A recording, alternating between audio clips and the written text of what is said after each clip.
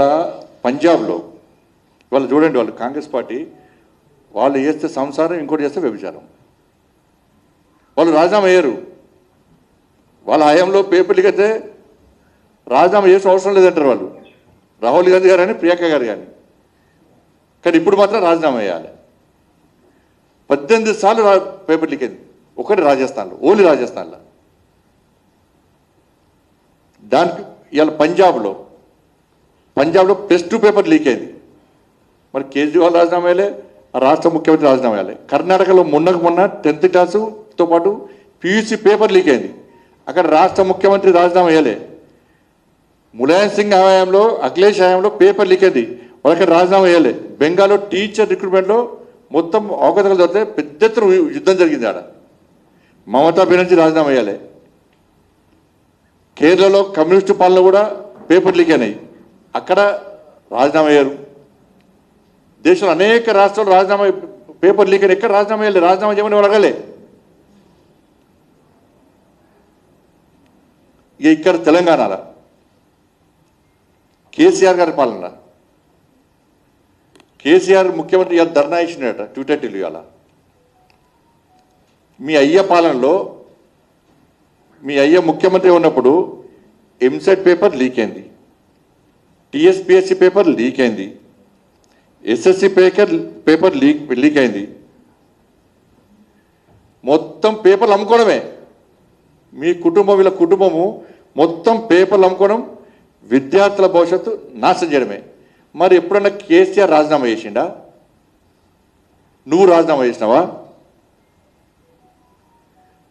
Group 1 paper leak అయితే నేను fight చేస్తుంటే, Group 1 పేపర్ లీక్ అయితే దానికి వ్యతిరేకంగా ఫైట్ చేస్తుంటే, ఎవడో 10th పేపర్ లీక్ చేస్తే వాడిని అసలు పడుకోక చేతగాక ఈ ఫాల్తుగాళ్ళు అర్ధరాత్రి నన్ను అరెస్ట్ చేసి 5 నిమిషాలకు ఒకసారి కేసీఆర్ అనే వ్యక్తి మందు దాగి, ఫామ్ హౌస్లో మందు దాగి CPకి ఫోన్ చేసి ఏడేడు దింపుతున్నావు, ఎక్కడెక్కడ దింపుతున్నావు, ఎట్లా దింపుతున్నావు, బండి సంజయ్ డ్రెస్ వేసుకున్నాడా, ఏ డ్రెస్ వేసుకున్నాడు, ఏ ప్రాంతంలో ఉన్నావు, రాత్రి అంతా దింపాలే, పోలీస్ స్టేషన్లో తీసుకురావద్దు, తెల్లారి జైలుకి పంపారు.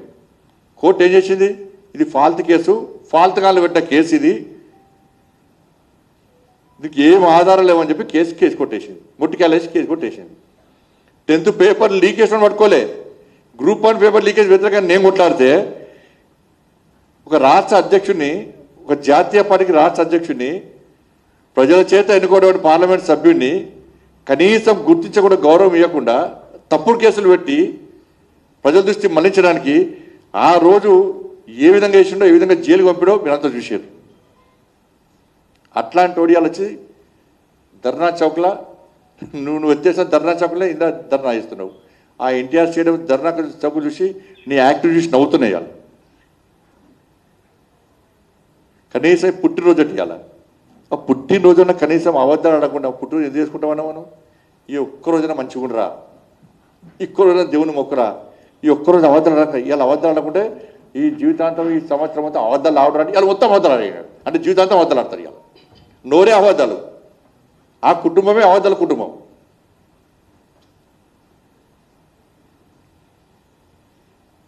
ఇవాళ మూర్ఖుడా, మీ బినామీ సంస్థ వల్ల, గ్లోబరీనా సంస్థ వల్ల 27 మంది ఇంటర్మీడియట్ విద్యార్థులు ఆత్మహత్య చేసుకున్నారు. ఇదే తెలంగాణలో. నేను చాలామంది విద్యార్థులు శివాల దగ్గర పోయాను. నేను ఏమన్నావు అప్పుడు? కంప్యూటర్ తప్పు చేస్తా నాకేంది అన్నావు. మరి ఇప్పుడు ఎవరు న్యాయం చేసిండేడా? ఎవరు చేసిండా? గ్లోబరీ అనేటువంటి మూర్ఖ సంస్థ వల్ల, మీ బినామీ సంస్థ వల్ల 27 మంది విద్యార్థులు ఆత్మహత్య, పసిపిల్లలు ఆత్మహత్య చేసుకున్నట్టు సిగ్గులేదు? వాళ్ళు కూడా జంజీ ఎప్పుడు? ఇవాళ ధర్నా వేస్తున్నావు, జంజీలు ధర్నా వేస్తున్నావు. ఆ విద్యార్థులు అడగాలి, ఇది గల్లబట్టి అడగనుంటారు. ఇవాళ అరే ఫాల్తుగా 27 మంది విద్యార్థులు చనిపోయారు నీ మూర్ఖత్వం వల్ల, నీ బినామీ సంస్థ వల్ల. మరి దాని గురించి ఏమంటావు? TSPSC పేపర్ లీక్ చేసినావు, దాని గురించి ఎందుకు మాట్లాడతలేవు? ఇవాళ 10th పేపర్ లీక్ అయింది, దాని గురించి ఎందుకు మాట్లాడతలేవు? ఇవాళ ముసలి కన్నీరు కారుతున్నావు. ఈయనకట్ట ఢిల్లీలోనట విద్యార్థుల ఆందోళన కళ్ళ నిలొచ్చినాయట. నీ మానవత్వం లేదు, మూర్ఖుడి నువ్వు, నీ కళ్ళ నిలుస్తాయి. ఢిల్లీలో ఆందోళన కళ్ళ నిలొచ్చిన బాధ అనిపించిందట. మరి ఇంటర్మీడియట్ విద్యార్థులు చచ్చిపోతే బాధ అనిపించలేదా? మానవత్వం లేదా? మనిషి కాదా నువ్వు?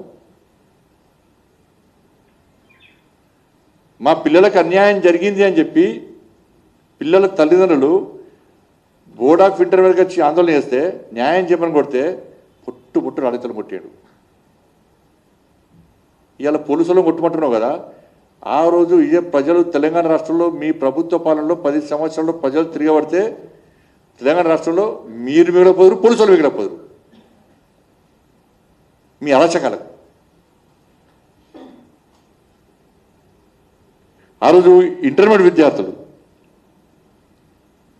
చనిపోతే వాళ్ళ తల్లిదండ్రులను కొట్టారు, పిల్లలను కొట్టారు. ఇవాళ జెన్జీ విద్యార్థులు ఇవాళ ప్రశ్నించాలి ఇవాళ కేటీఆర్.